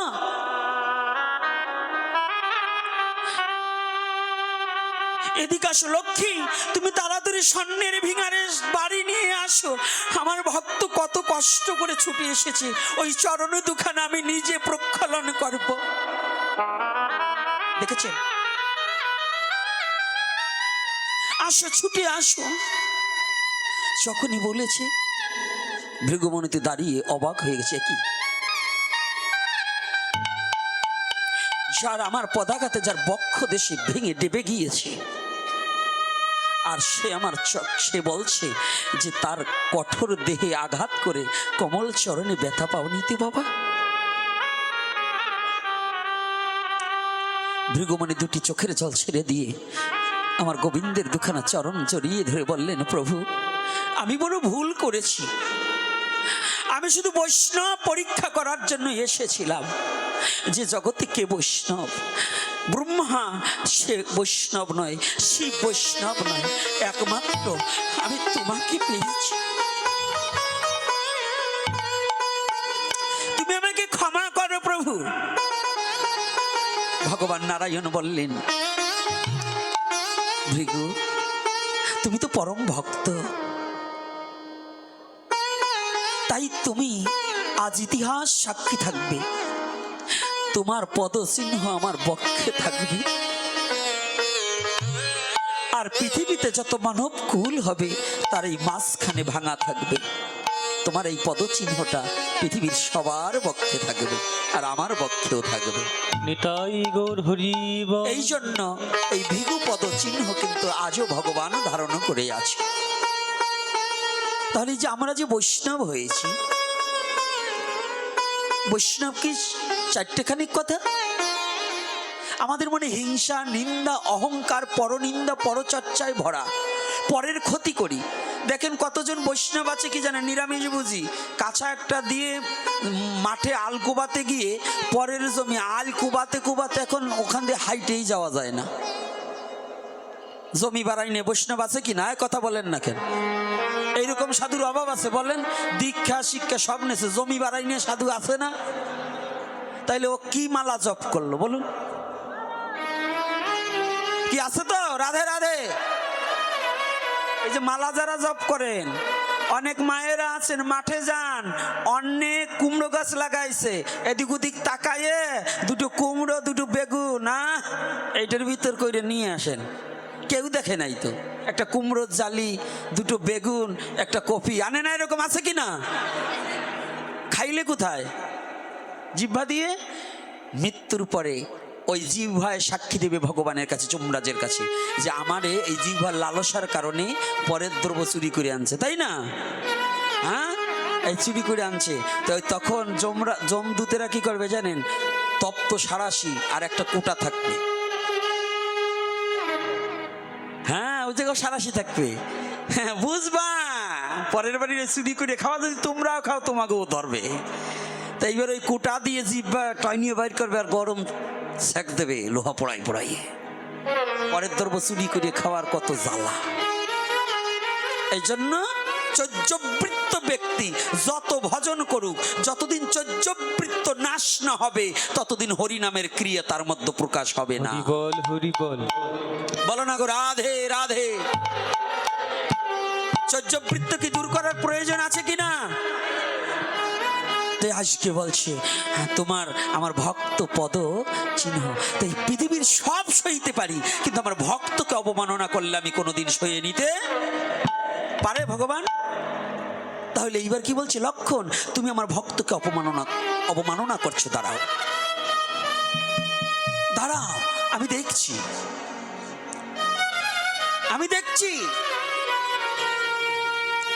হনুমান ওই মালাগুলো ছিঁড়ে ছিঁড়ে ফেলে দিচ্ছে। ভগবান রামচন্দ্র ডাকছে, হনুমান। হ্যাঁ প্রভু, তোমার মা তার কণ্ঠ থেকে তার প্রসাদীয় মালাটা তোমার গলায় পরিয়ে দিল, আর তুমি এক একটা করে কেটে ফেলে দিলে কেন বাবা? সমস্ত ভক্তরা শুনবেন, মায়েরা কথাটাকে একটু অবলোকন করুন।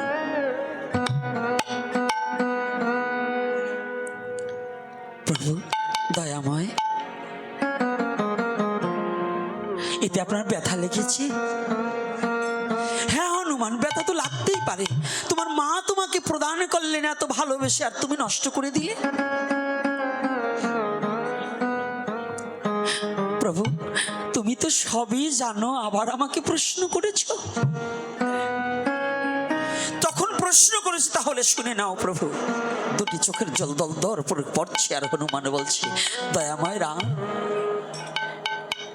মা যে মালাটা আমাকে দিয়েছিল পেয়ে বড় আনন্দিত হয়েছিলাম।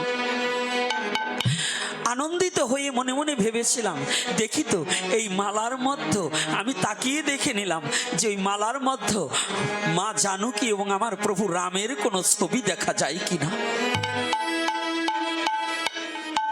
দেখি তা দেখা যায় না।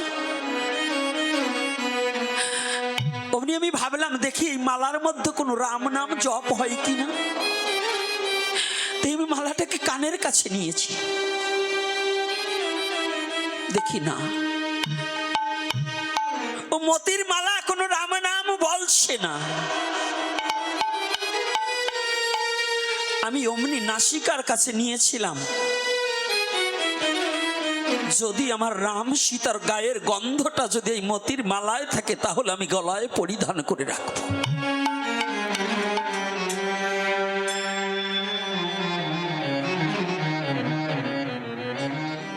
জানো প্রভু,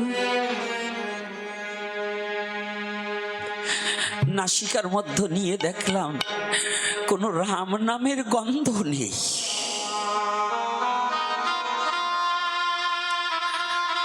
আমি ভেবেছি, দেখি অনেক জিনিস বস্তু আছে, উপরে শক্ত ভিতরে রসালো। আমি একটা দানা মুখে দিয়ে ভেঙে দেখলাম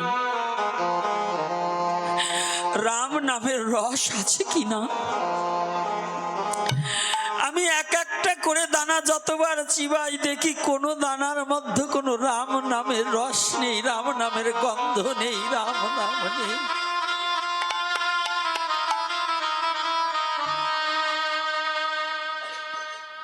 ও প্রভু,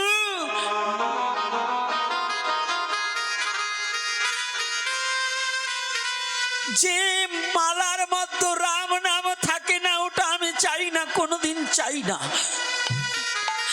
জানো দয়াময়,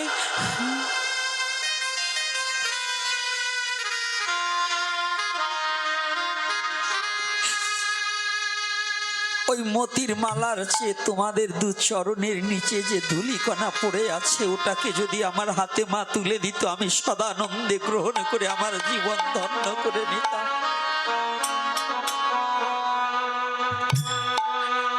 ভুলে গেছো প্রভু?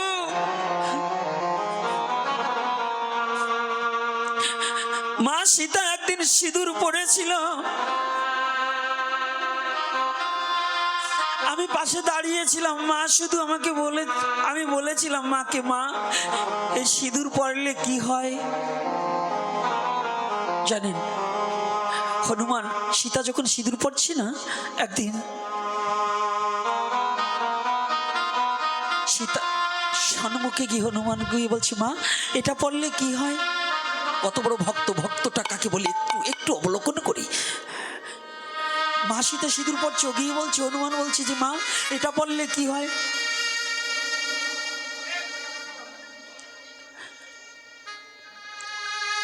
মা সীতা বলছে, হনুমান এই সিঁদুর পরলে তোর প্রভু রামচন্দ্র বড় আনন্দিত হয়, সুখী হয়, বড় ভালোবাসে। তাই বুঝি মা সাথে সাথে এই সিঁদুর যদি পরে, মা যদি এই সিঁদুর পরলে প্রভু রামচন্দ্র মাকে যদি ভালোবাসে, তাহলে এই সিঁদুর যদি আমার অঙ্গে লাগাই তাহলে প্রভু রামচন্দ্র আমাকে ভালোবাসবে। হনুমান দৌড়ে গিয়ে সারা অঙ্গে সিঁদুর দিয়ে লেপে, কোনো অঙ্গ বাকি নাই, সর্ব অঙ্গে সিঁদুর লেপে এসে ভগবান রামচন্দ্রের সামনে মুখে এসে করজোড়ে দাঁড়িয়েছে। হনুমানকে চেনা যাচ্ছে না। প্রভু রামচন্দ্র বলছে, একে প্রভু আমাকে চেনেননি, আমি আপনার হনুমান। একে না হেসে দিয়েছে ভগবান। হনুমান ভাবছে প্রভু বুঝি বড় খুশি হয়েছে, হাসছে আনন্দে, কিন্তু প্রভু হেসে দিয়েছে, ওর সারা গায়ে সিঁদুর মাখানো কেন? একই বাবা, তুই সারা অঙ্গে সিঁদুর লাগিয়েছিস কেন? দয়াময়, মায়ের একটা অঙ্গে যদি সিঁদুর লাগালে তুমি নাকি মাকে খুব ভালোবাসো।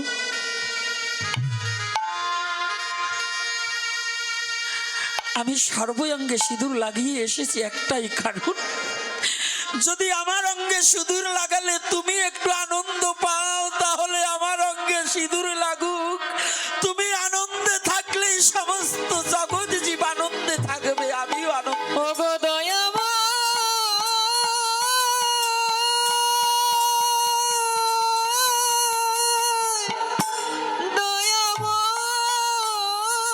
তুমি সুখে থাকার জন্য আমি জগতের সব পারি,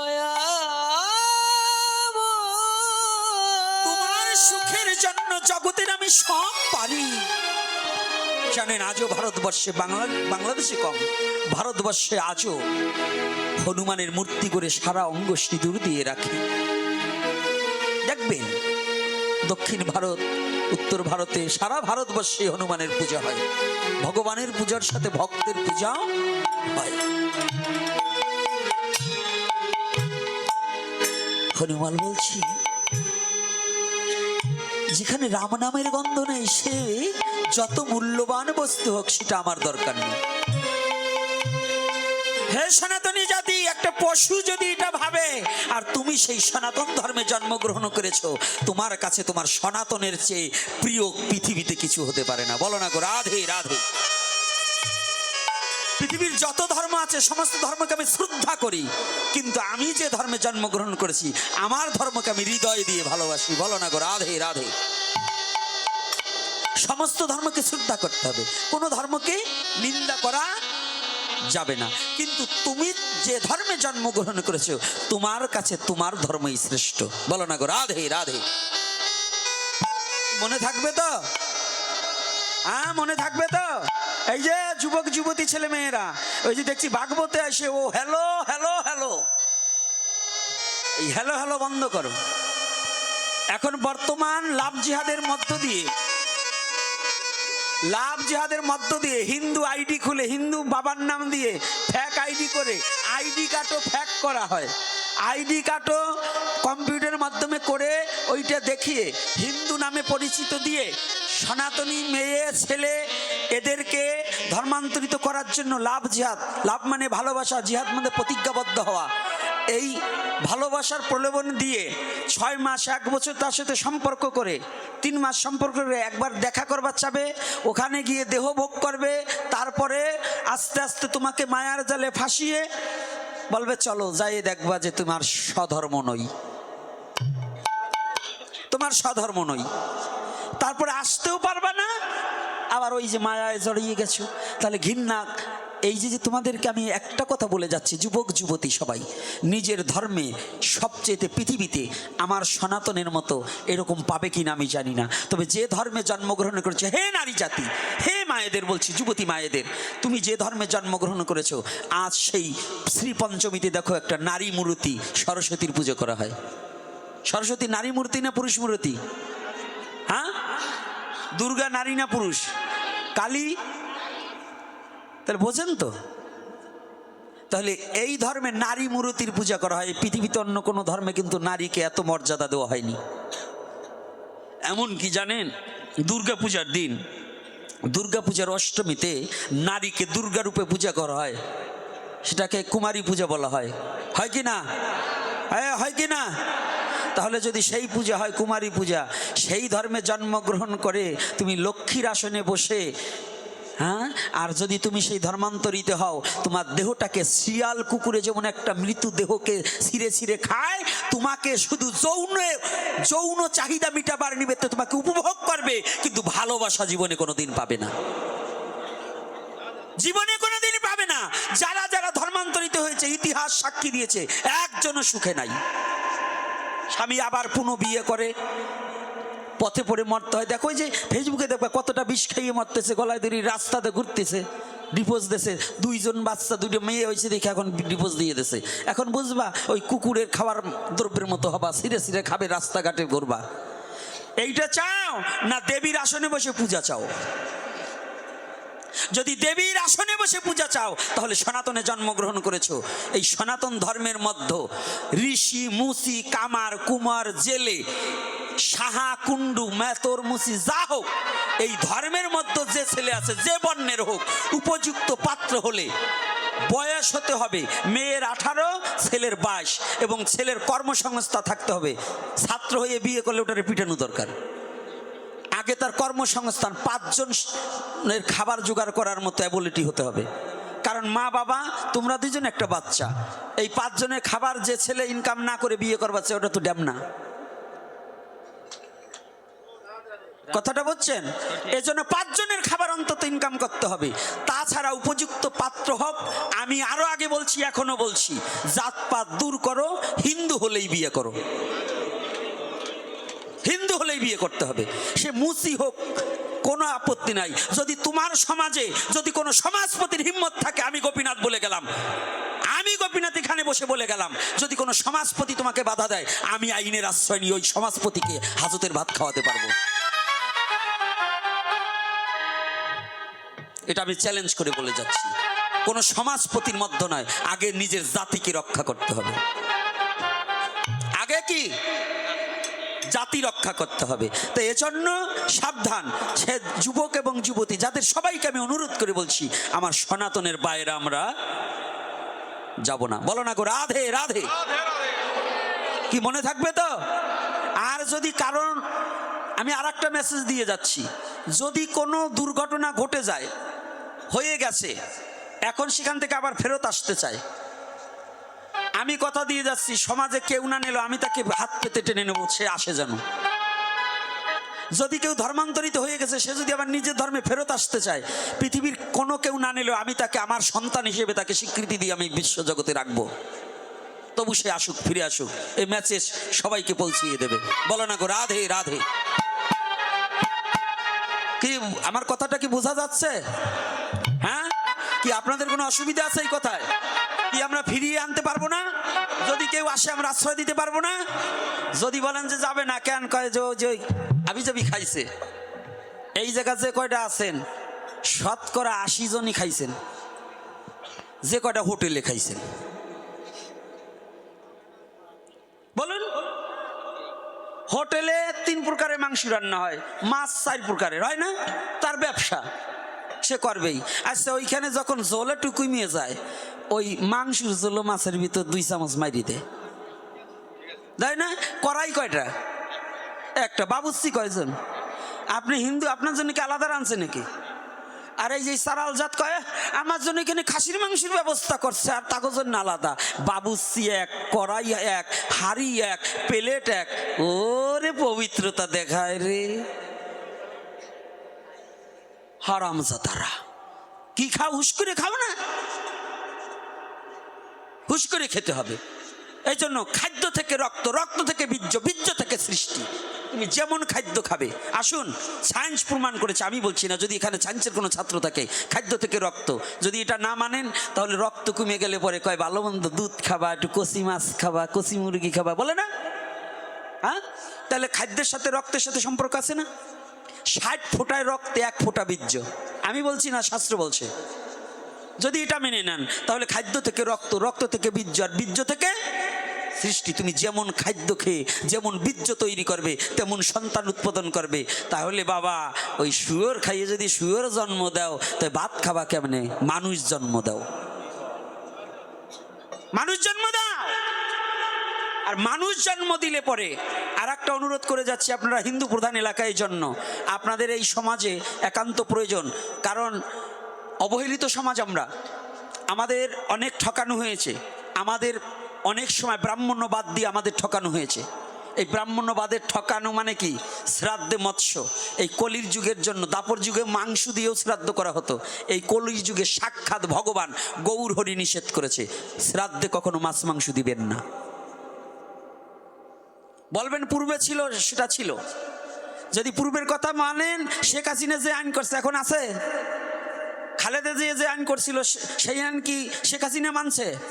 শেখ হাসিনা যে আইন করছে এখন ইউনূস মানে না, মানছে?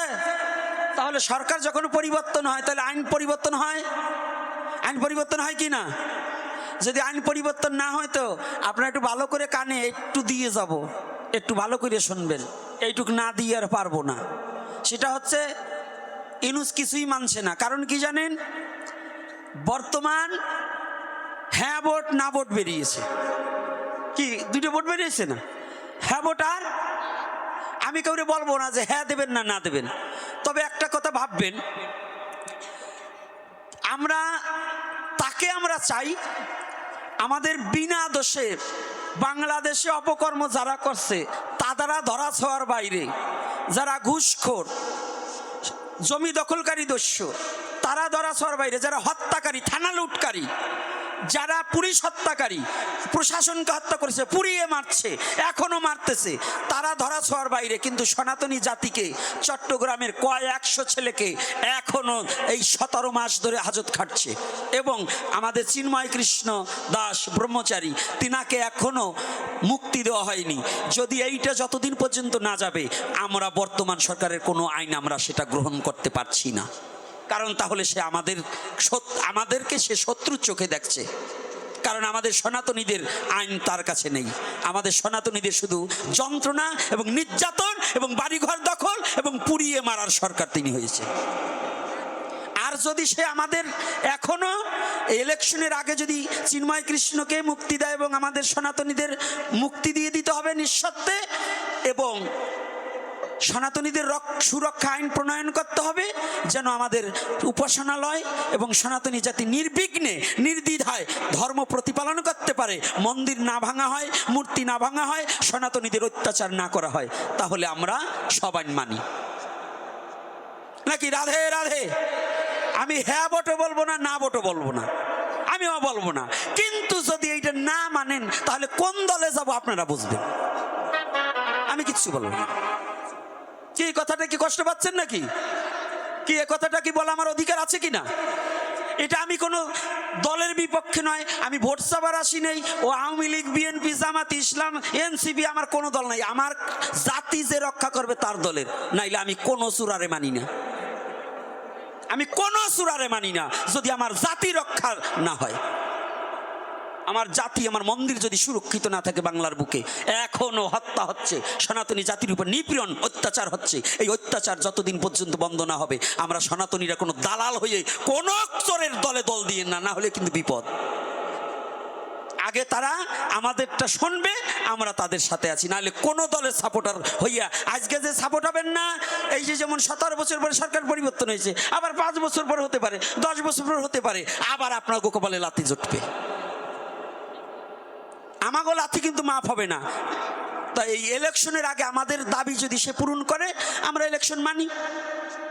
আর যদি আমাদের সেই নির্যাতনই হয় তাহলে আমরা ওটাও মানি না। একেবারে পরিষ্কার, সবাই সচেতন হবে। মরছি তো, আর মরার উপরে আর কি হবে বলেন? রাধে রাধে। কি মরার উপরে আর কিছু আছে নাকি বাবা? আমি ওই জেল হাজত মরার ভয় আর এখন ছাইড়ে দিছি। আমার মতো একটা পুঁটি মাছ ছাতা মরে গেলে কি হবে? তবু যদি আমার জাতির মুখে একটু হাসি ফোটে তাতেই আমি সন্তুষ্ট। বলো না গো রাধে রাধে। এজন্য সবাই সচেতন থাকতে হবে, দালালি করা যাবে না। কোনো দলের 2 কাপ চা খাবেন না, কার 10 টাকা ধরবেন না। এই ইদানিং তো আবার বাইরে এসে মোবাইল নাম্বার চাই, সাবধান। মোবাইল নাম্বার দিয়ে আপনাকে 500 টাকা 1000 টাকা দিয়ে দেবে। তারপরে কিন্তু এই 500 টাকা কিন্তু 5 লক্ষতেও দাঁড়াইতে পারে আপনার কাছ থেকে নেওয়ার জন্য।